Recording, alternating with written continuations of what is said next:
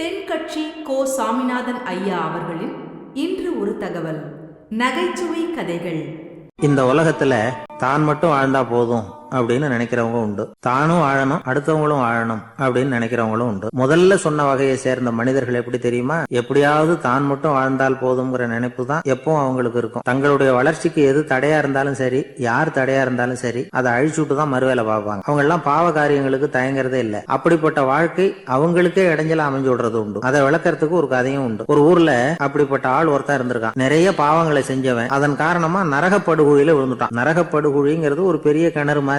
ஏற்கனவே பாவம் செஞ்சவங்க நிறைய பேர் அதுல விழுந்து கிடக்குறாங்க. உள்ள ஏகப்பட்ட சத்தம், எல்லாம் அந்த பாவாத்மாக்கள் போடுற சத்தம். இப்போ விழுந்தானே இவனும் சத்தம் போட்டான். இவன் போடுற சத்தம் கொஞ்சம் அதிகமா கேட்டுது. இந்த கிணத்துக்கு பக்கத்துல புத்தர் உட்கார்ந்து இருக்கிறார். அவர் காதுல இவன் போடுற சத்தம் விழுந்தது. உடனே அந்த கிணத்தடிக்கு போனார். குனிஞ்சு பார்த்தார். சாமி என்ன காப்பாத்துங்க அப்படின்னு கத்தனா இவன். புத்தர் அவனை கொஞ்சம் கவனிச்சு பார்த்தார். மனித சமுதாயத்துக்கு அவன் என்னென்ன கெடுதல் பண்ணிருக்கிறாங்கிற விவரம் எல்லாம் அவர் மனக்கண்ணுல தெரிஞ்சது. அவருக்கு எல்லாம் புரிஞ்சு போச்சு. இருந்தாலும் அவனை காப்பாத்துறதுக்கு ஏதாவது வழி உண்டா அப்படின்னு யோசிச்சார். அவன் தன்னுடைய வாழ்நாள்ல ஏதாவது நல்லது செஞ்சிருக்கானா அப்படின்னு பார்த்தார். ஒரே ஒரு சமயம் அவன் தன்னுடைய காலடியில மிதிபட இருந்த சிலந்திய மிதிக்காமல் தாண்டி போயிருக்கிறான். இந்த ஒரு காரியத்துக்காக அவனை கரையேற்ற முடியுமா அப்படின்னு நினைச்சார். அவ்வளவுதான்.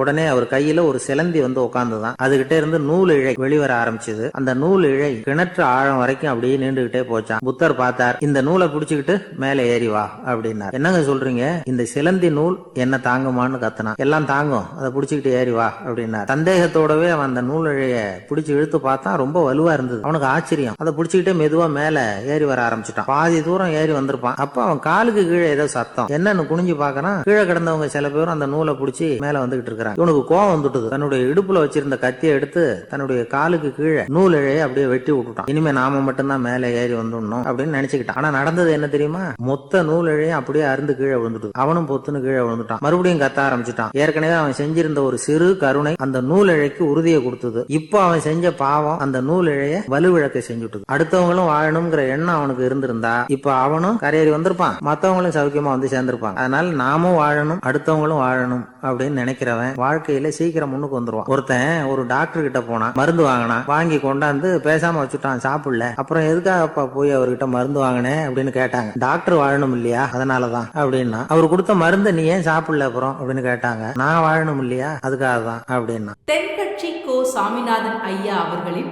இன்று ஒரு தகவல். நகைச்சுவை கதைகளை கேட்டு ரசித்தமைக்கு நன்றி.